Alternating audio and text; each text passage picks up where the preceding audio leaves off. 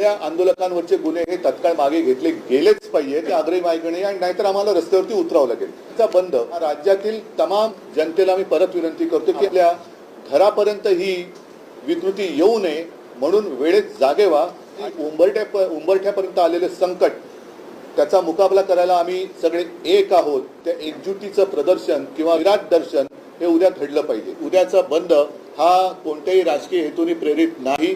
हा प्रत्येकाच्या मनातला हृदयातला आणि घरातला प्रश्न आहे. बस मी सरकारला सुद्धा विनंती करतोय जरी मी संताप मनात असला तरी सरकार आणि सरकारी पक्षाला विनंती करतोय आपल्याला सुद्धा मुलीबाळी आहेत त्यांच्या रक्षणासाठी तुम्ही अकार्यक्षम असलात जनता सक्षम आहे. उद्याच्या बंदच्या आड पोलिसांची दादागिरी होऊ देऊ नका. तुम्ही आतताईपणाने सरकारने वागू नये. बंदचा फज्जा उडवण्याचा प्रयत्न करू नका. याचा प्रयत्न तुम्ही जर का केलात 3 महिन्यानंतर जनता तुमचा फज्जा उडवल्याशिवाय राहणार.